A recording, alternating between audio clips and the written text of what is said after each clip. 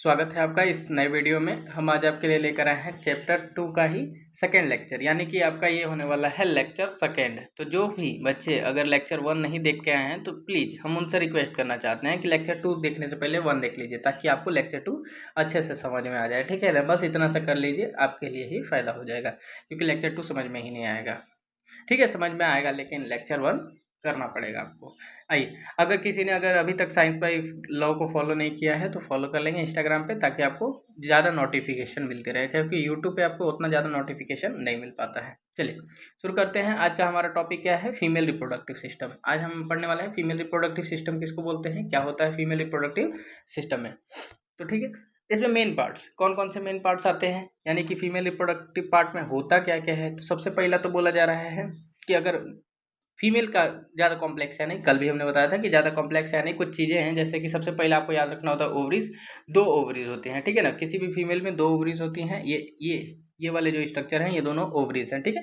उसके बाद ओविडक्ट, जिसको हम लोग बचपन से ही मतलब 9th से ही या फिर 8th क्लास से ही जानते हैं, फेलोपियन ट्यूब। ठीक है, सब कोई अभी ना अभी तक सुन ही लिए होंगे फेलोपियन ट्यूब। ट्यूब मतलब पाइप, फिर से ट्यूब मतलब पाइप, यानी कि फेलोपियन। तो ये वाला यहाँ से लेकर ये वाला पाइप जो है इसको हम लोग फेलोपियन ट्यूब बोल देते हैं, ठीक है ना।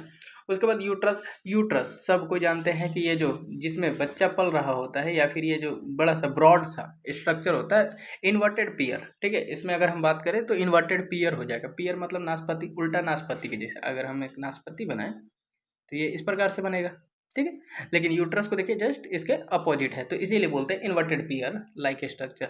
अब यूट्रस के नीचे जो ये स्ट्रक्चर आ रहा है, ये ब्रॉड सा है, मतलब नैरो सा, सॉरी ब्रॉड बोल दिए, नैरो मतलब पतला सा स्ट्रक्चर, ये वाला स्ट्रक्चर, इसको हम लोग बोलते हैं सर्विक्स। ठीक है, सर्विक्स क्या करता है क्या नहीं करता अभी सब समझेंगे। उसके बाद सबसे नीचे वाला पोर्शन जो एक्सटर्नल जेनाइटेलिया में भी गिनते हैं, उसको हम लोग बोलते हैं वजाइना। ठीक है, ये वाला पोर्शन, इतना सा पोर्शन क्या कहला जाएगा? वजाइना कहला जाएगा।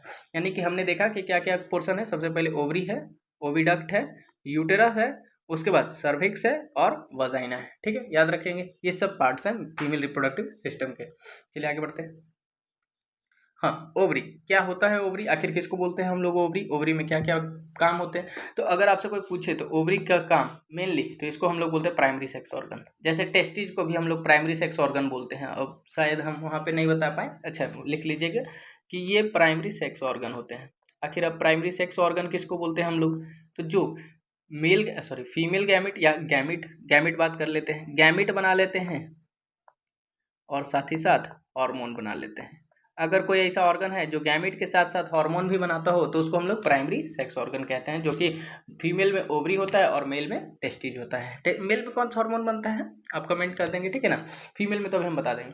पेयर ऑफ फीमेल गोनाड्स, यानी कि फीमेल के जो गोनाड्स यानी कि जो ऑर्गन्स होते हैं जिसको हम लोग बोलते हैं ओवरी। ठीक है, एक दो पेयर में होते हैं, ठीक है, दो होते हैं। प्रोड्यूस ओवा, या जिसको हम लोग ओवम बोलते हैं, एग बोलते हैं, अंडाणु बोलते हैं, ठीक है हिंदी में। ठीक है, ओवम।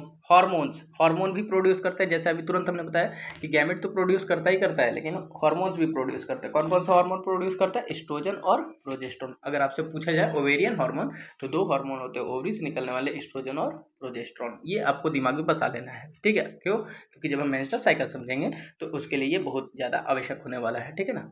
चलिए आगे बढ़ते हैं। हाँ, अब आ जाते हैं ओविडक्ट। ओविडक्ट जिसको हम लोग फेलोपियन ट्यूब के नाम से अभी तक जान रहे थे, ठीक है, फेलोपियन ट्यूब इसी को बोल रहे हैं, फेलोपियन ट्यूब। ठीक है, फेलोपियन ट्यूब में क्या खास बात है? अब देखिएगा 3 पार्ट्स होते हैं इसके, ठीक है ना। 3 पार्ट में ये डिवाइडेड है। यहाँ पर आप देखिए इस फिगर में ये वाला फेलोपियन ट्यूब है और इसी को यहाँ पर दिखाया गया है आपको, ठीक है। अब क्या दिखाया गया है? देखिए सबसे पहले अगर ओवरी से बात करिएगा, ये जो ओवरी से अटैच है, ये ओवरी से मान लेते हैं अटैच है इस प्रकार से। अब इसमें ठीक है दिखाया हुआ है उसी प्रकार। ये फिंगर लाइक जो प्रोजेक्शन है उस चीज को हम लोग बोलते हैं फिम्ब्रे, ठीक है। फिंगर लाइक, क्यों फिंगर लाइक है? इस प्रकार से ओवरी, ओवरी से ओवम को कलेक्ट करने के लिए, ठीक है ना, ये है। उसके बाद इनफंडिबुलम, जहाँ से ये कलेक्ट होगा उसको हम लोग बोलते हैं, 3 पार्ट है किसी भी फेलोपियन ट्यूब के, 3 पार्ट होते हैं। पहला इस्थमस, एम्प्यूला, इनफंडिबुलम। इनफंडिबुलम का काम क्या हो गया? किसी भी ओवम को कलेक्ट करना, ठीक है। यहाँ से काम समझ में आ गया कि यहाँ से ओवम बनेगा, ये कलेक्ट कर लेगा इधर से। अब इधर से सिलियरी मोशन से, यहाँ पर सिलिया लगे हुए हैं छोटे छोटे छोटे छोटे छोटे, जो सिलिया यहाँ तक इसको लेके जाएंगे एम्प्यूला तक, ठीक है। एम्प्यूला के बाद ये जाइगोट बनेगा और ये सिलिया लेकर जाएगा। अभी तक इनफंडिबुलम ने क्या किया? ओवम को एक्सेप्ट किया इधर, ठीक है। क्या होता है ओवम, किस प्रकार से बनता है, कब बनता है, किस प्रकार से क्या क्या होता है, सब हम पढ़ेंगे, ठीक है ना। अभी उतना चिंता मत करिए, बस इतना याद रखिए कि इनफंडिबुलम ही है जो कि ओवम को क्या करेगा, कलेक्ट करेगा, ठीक है। कलेक्ट करके किसके पास भेजेगा, एम्प्यूला के पास भेजेगा, ठीक है। एम्प्यूला, इनफंडिबुलम के बाद एम्प्यूला। एम्प्यूला वो पोर्शन है जहां पर स्पर्म आएगा, और दोनों के दोनों फर्टिलाइज हो जाएंगे, ठीक है ना। याद रखिएगा स्पर्म और ओवम का फर्टिलाइजेशन कहाँ होता है, एम्प्यूला में। तो हम लिख भी देते हैं फर्टिलाइजेशन साइट, ये आपको याद रखना है हमेशा कि जो हमारा फर्टिलाइजेशन साइट होता है वो कौन होता है, एम्प्यूला, ठीक है। उसके बाद इस्थमस। इस्थमस में आप क्या लिख सकते हैं, नैरो पार्ट होता है जो कि यूट्रस को और ओविडक्ट को या फेलोपियन ट्यूब को जोड़ के रखता है, उसको हम लोग बोलते हैं इस्थमस, या एम्प्यूला को जोड़ के रखता है, इस्थमस बोलते हैं, ठीक है। तो कौन कौन से पार्ट हो गए, सबसे पहले फंडिबुलम हो गया, एम्प्यूला हो गया, इस्थमस हो गया, 3 पार्ट हो गए हैं, जैसा कि हमने बता दिया है कि 3 पार्ट है हमारे, ठीक है। आगे fertilisation usually occurs in ampullary isthmic junction. Ampullary isthmic junction ये कहाँ पर है, देखिएगा यहाँ पर है, इधर से इस्थमस हो गया, इधर से एम्प्यूला हो गया, तो इसका जो जंक्शन होगा, ठीक है, इस प्रकार से यहाँ पर बीच में, ठीक है, बीच वाले को ही हम लोग बोल देंगे यहाँ पर कि फर्टिलाइजेशन हो रहा होगा, ठीक है। हम उम्मीद करते हैं कि आपको ओविडक्ट समझ में आ रहा होगा। चलिए आगे बढ़ते हैं।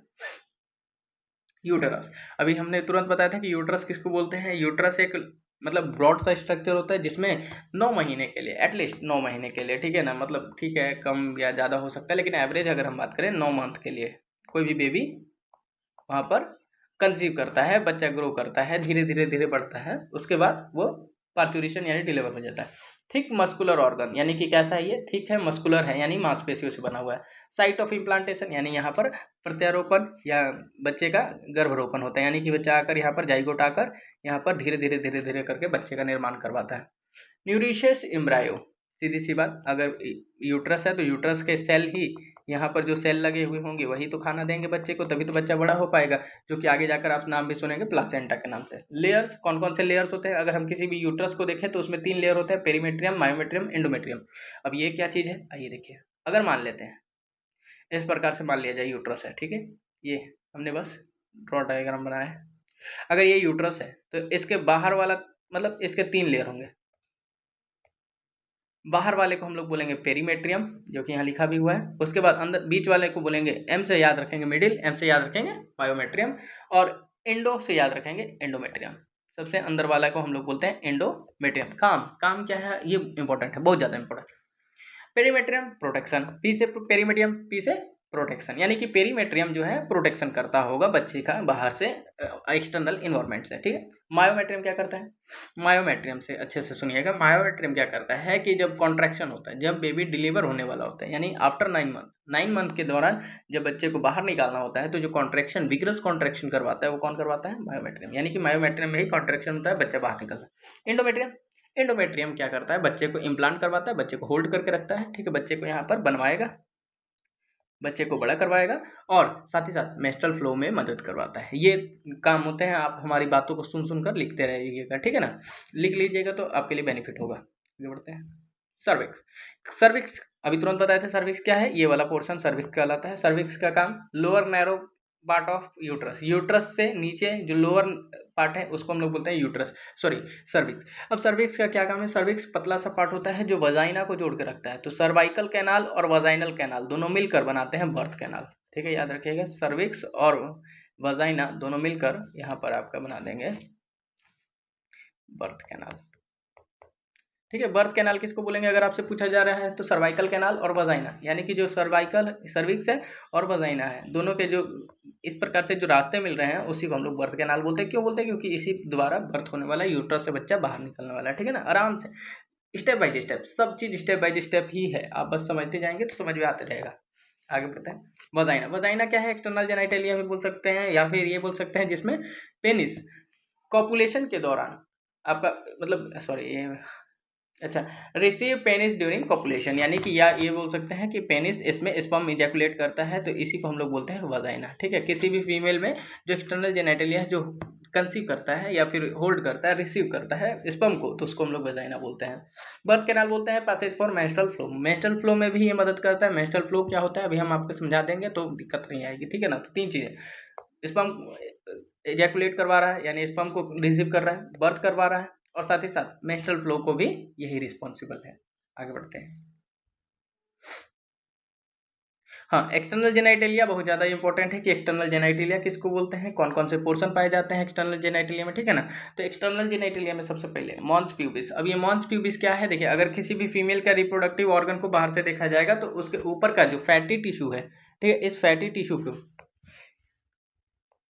टिश्यू के ऊपर वाले फैटी टिश्यू को हम लोग बोलते हैं मॉन्स प्यूबिस, ठीक है, याद रखिएगा ये मॉन्स प्यूबिस कहलाता है। उसके बाद अब इसमें ज़्यादा ही चीज़ें दी हुई हैं, तो हमें जो जो याद रखना है हम उसको अंडरलाइन कर दे रहे हैं या फिर डब्बे में बंद कर दे रहे हैं, ठीक है। लेविया मेजोरा, सबसे पहले तो लेविया मेजोरा आपको याद रखना है कि लिप्स लाइक स्ट्रक्चर होता है जो बाहर से आउटर लेयर, यानी कि बाहर के जो लिप्स होते हैं दो, उसको हम लोग बोलते हैं लेविया मेजोरा। उसके बाद लेविया माइनोरा, जो अंदर के दो लिप्स होते हैं उसको हम लोग बोलते हैं लेविया माइनोरा। और लेविया माइनोरा के ऊपर में देखिएगा एक इस प्रकार से स्ट्रक्चर जिसको किसी भी फीमेल को उत्तेजना होती है, ठीक है, इससे बोला जा रहा है क्लाइटोरिस। अब उसके बाद नीचे एनस है, यानी जिससे हम लोग वेस्ट मटेरियल को बाहर निकालते हैं। उसके बाद वजाइना, देखिए अब यहाँ पर याद क्या रखना है आपको, अब ये फिगर क्यों दिखाया जा रहा है आपसे, ठीक है ना।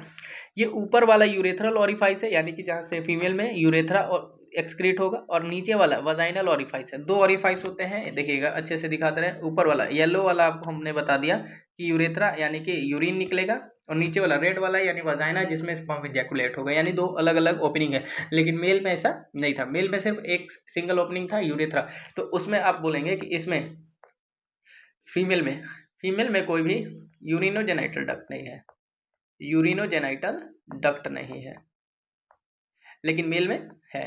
क्यों? क्योंकि उसमें सेम चीज था ना। यूरिनोजेनाइटल का मतलब होता है कि जिसमें गैमेट और यूरिन दोनों एक साथ आ जाए तो उसको हम लोग बोलते हैं यूरिनोजेनाइटल, जो कि किसके पास है, सिर्फ मेल के पास है, फीमेल के पास नहीं है, ठीक है ना, याद रखिएगा। हाइमेन क्या होता है, एक एक्स्ट्रा लेयर होता है जो कि वजाइना को कवर करके रखता है, ठीक है, इस प्रकार से कवरिंग होता है, उसको हम लोग हाइमेन बोल देते हैं, ठीक है ना, हाइमेन। आगे बढ़ जाते हैं। मेमरी ग्लैंड, क्या बोला जा रहा है मेमरी ग्लैंड में, देखिएगा अच्छे से। मेमरी ग्लैंड यानी कि जिसको हम लोग हिंदी में दुग्ध ग्रंथियां बोलते हैं, मेमरी ग्लैंड का होना क्यों जरूरी है ये भी सुन लेते हैं, ठीक है ना।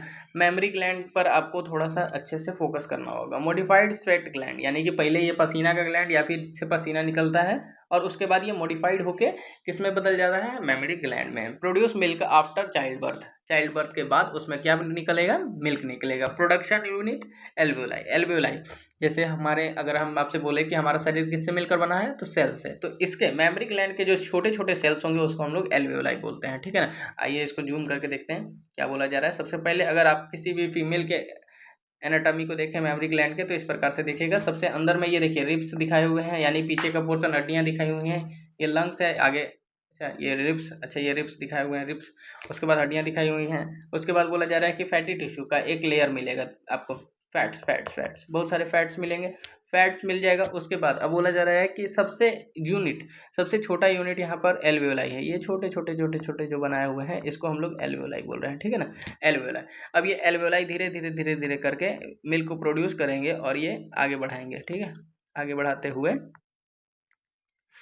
बढ़ाते हुए देखिएगा ये लेकर जाएगा यहाँ पर लैक्टिफेरस डक्ट में। अब यहाँ पर नहीं दिया हुआ है, लेकिन अगर हम बात करें तो इस प्रकार से होगा कि सबसे पहले एल्वेओलाई में जाएगा। एल्वेओलाई से जो मिल्क होगा, मिल्क बनने के बाद एल्वेओलाई से कहाँ जाएगा, मेमरी टिब्यूल में जाएगा, ठीक है, याद रखेंगे। मेमरी टिब्यूल के बाद कहाँ जाने वाला है, मेमरी डक्ट में, ठीक है, इसको याद रखना है आपको, मेमरी डक्ट में। और मेमरी डक्ट के बाद वो कहाँ जाने वाला होगा, एम्प्यूला में। अब ये एम्प्यूला आप वो वाला एम्प्यूला मत समझ लीजिएगा कि पता चला कि फैलोपियन ट्यूबुला नहीं है। एम्प्यूला के बाद ये जाएगा आपका लैक्टिफेरस डक्ट में, जो कि यहाँ पर दिखाया भी हुआ है, लैक्टिफेरस डक्ट। देखिए लैक्टिफेरस डक्ट। उसके बाद ये कहाँ जाएगा, लैक्टिफेरस डक्ट के बाद ये आगे जाएगा और निप्पल के द्वारा बाहर निकल जाएगा, यानी कि बच्चे को पिला दिया जाएगा, निप्पल के द्वारा बाहर में निकल जाएगा, ठीक है। ये वाला रास्ता आप याद रखेंगे, किसी भी फीमेल में होता है, ठीक है। कौन सा हार्मोन रिस्पॉन्सिबल है अगर आपसे पूछा जाए, तो आइए देखें। फॉर मिल्क प्रोडक्शन, यानी कि मिल्क को बनाने के लिए प्रोलैक्टिन, कौन सा हार्मोन जरूरी है, प्रोलैक्टिन, याद रखिएगा। प्रोलैक्टिन ही मिल्क हार्मोन कहलाता है, तो हम इसको लिख भी दे रहे हैं मिल्क हार्मोन। ये आपका मिल्क हार्मोन हो जाएगा इस प्रकार से, ठीक है ना, याद रखेंगे, ठीक है ना, कि मिल्क हार्मोन कौन सा होता है। हाँ, और एक और हार्मोन मिल्क को बाहर निकलवाने वाला है, यानी कि फीमेल के शरीर में अगर मिल्क बन चुका है तो उसको बाहर भी तो निकलना है, तो बाहर निकलवाने के लिए मिल्क इजेक्टिंग हार्मोन आता है, मिल्क इजेक्टिंग हार्मोन। अब ये कौन सा हार्मोन है? Milk ejecting hormone. तो याद रखिएगा, किसी भी चीज़ को इजेक्ट बाहर निकलवाना है तो उसके लिए एक ही चीज़ आता है, ऑक्सीटोसिन। जैसे अगर बच्चे को बाहर निकलवाना होगा तो कौन आएगा? ऑक्सीटोसिन। तो अगर ये मिल्क को बाहर निकलवा रहा है तो इसलिए इसको हम लोग मिल्क इजेक्टिंग हार्मोन बोल देते हैं, ठीक है ना, ऑक्सीटोसिन। और milk producing hormone prolactin. Milk ejecting hormone आपका देखिए prolactin milk producing, oxytocin milk ejecting, ठीक है ना, इस प्रकार से याद रखिएगा, ठीक है। आगे बढ़ते हैं।